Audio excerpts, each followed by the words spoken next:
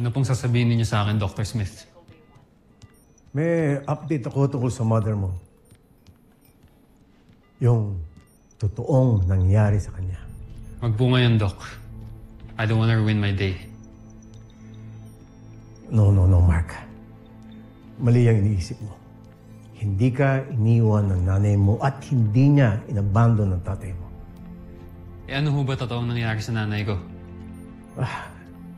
If you're willing to listen, kwento ko sa'yo. Makinig ka lang. Kukwento ko sa'yo ang buong storya.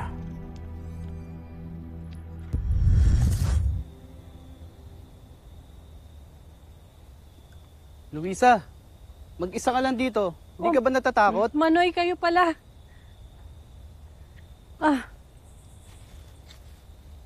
Alam mo ba, noong nakaraang linggo lang, may taga-barangay na inatake ng asong gubat sa tabing ilog. Sana nagpasama ka. Wala naman ako mga kasama, Manoy. Alam niyo namang may sakit ang asawa ko. Ayoko naman magpasama kay Mark. May istorbo lang yung tulog ng bata. Eh di sana nagpamaga ka na lang. Mas safe dito pag araw. Oo nga. Eh kaya lang ho, lumala yung ubo ng asawa ko. Kaya napilitan akong maghanap ng igagamot sa kanya. Kaya ito, kumuha ako ng dahon. Mainam to panggamot sa kanya. Ay, wag na kayo mag-alala. Okay lang ako. Dala ko naman yung baril ng asawa ko. O basta, mag-iingat ka ha. Salamat ho. Sige, dito na kami.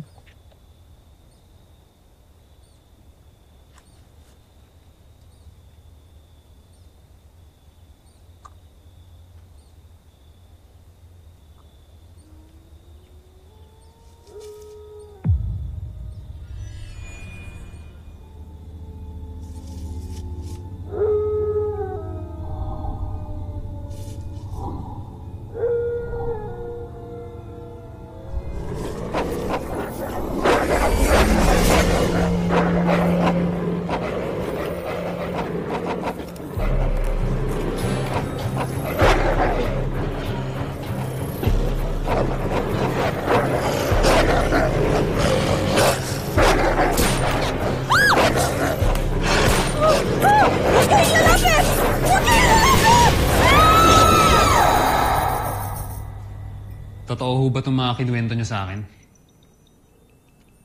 O gawa-gawa niyo lang? Para hindi ako magalit sa ina kong nang iwan sa amin. Mark, wala akong rason o pakinabang kung mag-iimbento ako ng story sa'yo. Miski bangkay ng ina ko, hindi dumating sa amin. Paano niyo ho ba nalaman to?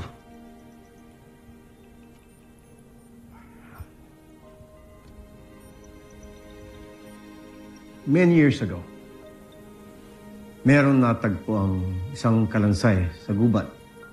Nakita na marami itong kagat ng mga hayop.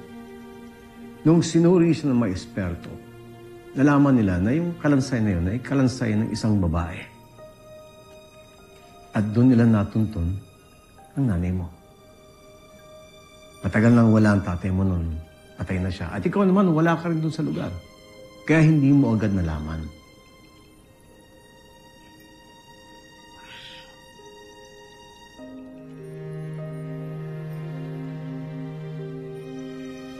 Yan ang report. Sign mo.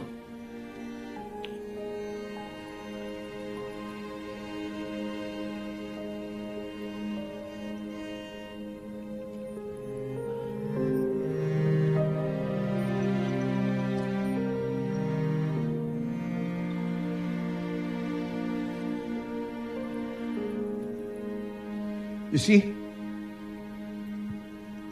hindi masamang ina ang nanay mo.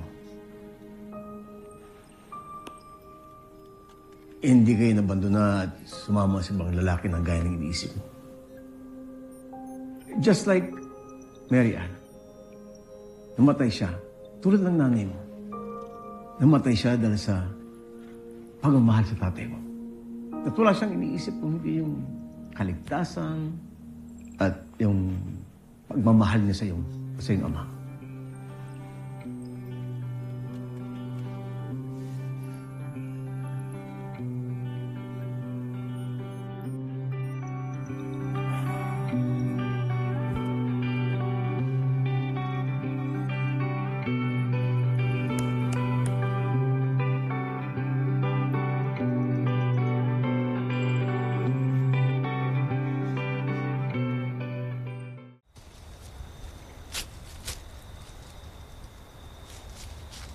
So, totoo nga na bumalik na si Ava.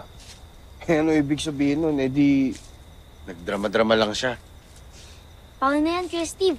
Paano mo na maliligawan si Ate Jamie kung nandyan na naman si Ate Eva? Ligaw agad. Ito talaga sa bunso pa talaga nang galing yung ligaw.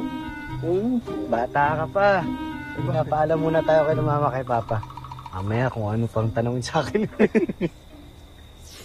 Ma, Pa, love you.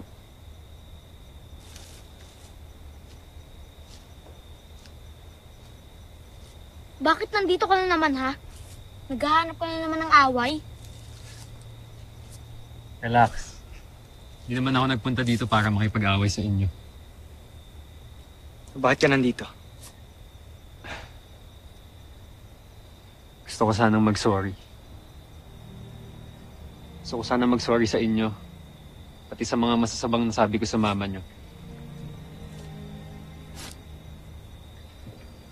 Truth be told, naiinggit kasi ako sa inyo.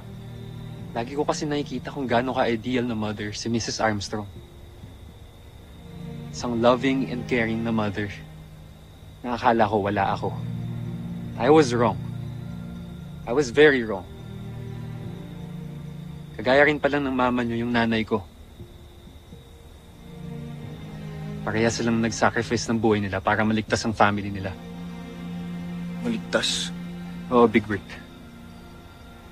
Long story, pero okay naman na ako. Hindi na ako naiinggit sa inyo. Kaya, sorry talaga. And I hope maging okay na tayong lahat.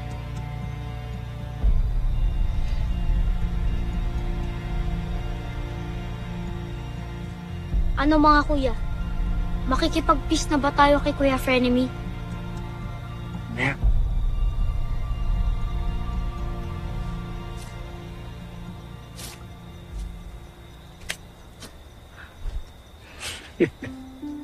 Pero ba't may pa-flowers pa? Para kay Mrs. Armstrong sana. Big Rick. Joke lang. Joke lang.